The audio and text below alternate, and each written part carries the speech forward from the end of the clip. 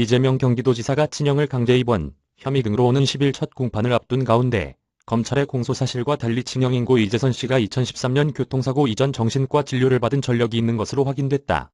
앞서 이 지사는 친형이 정신질환으로 교통사고를 냈다고 주장해왔으나 검찰은 이 지사가 정신병력이 없는 이 씨를 강제 입원시키도록 지시했다며 직권남용 및 공직선거법 위반 혐의로 이 지사를 재판에 넘긴 바 있다.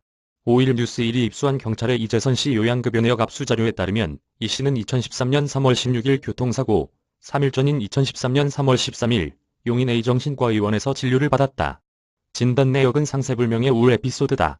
이 같은 사실은 경기분당경찰서가 지난해 7월 11일 국민건강보험공단 성남남부지사로부터 제출받은 이 씨의 요양급여 내역서에서 확인됐다. 이는 그동안 이 씨가 2013년 2월 용인에서 정신질환 치료를 받았고 이후 고의로 교통사고를 냈다는 이 지사 측의 주장과 맞닿는다.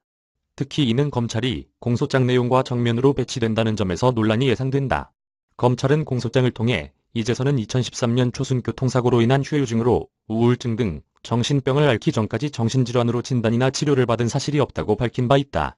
이에 따라 이 지사가 정신병력이 없는 친형 이 씨를 강제 입원시키도록 지시했다며 직권남용 및 공직선거법 위반 혐의로 재판에 넘긴 검찰의 기소 적법성을 놓고 치열한 법정 공방이 예상된다.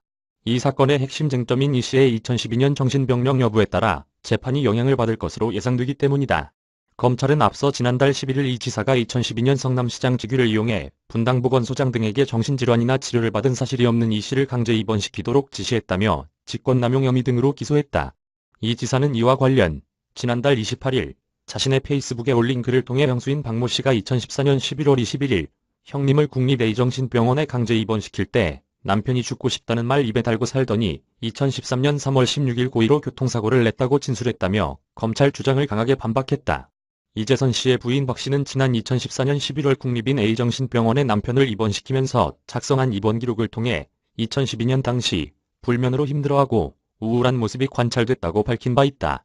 또 고의로 교통사고를 내고 다발성 골절로 입회원을 반복했고 당시 전두엽에 출혈이 있었다고 하지만 미세해 자연 치유된다고 들었다며 사고 후 말이 어눌해지고 의사 전달이 정확히 못할 때도 있었다고 덧붙였다.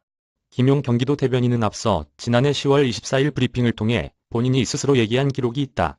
성남시 정신건강센터의 진단 및 보호 신청서에 보면 정신건강의학과 전문의가 정신감정이 필요한 사항이다라고 센터장이 얘기했다며 사건 발생 이전부터 정신병이 있다는 것은 여러 기관의 소장에 나와 있다고 강조했다.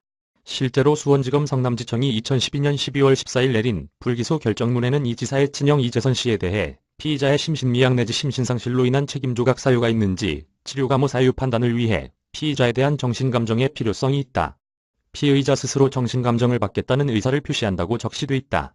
이 지사 측은 이와 관련 검찰이 이재선 씨가 2013년 3월 16일 교통사고 뒤 후유증으로 우울증에 따른 정신병을 앓았다고 주장하지만 교통사고 이전 정신과 치료를 받은 사실이 확인된다며 교통사고 이전 정신병을 앓았다고 하는 사실은 검찰의 공소 논리가 무리하다는 사실을 반증한다고 지적했다.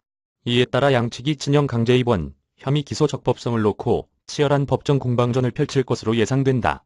첫 재판은 오는 10일 오후 2시 수원지법 성남지원에서 열린다.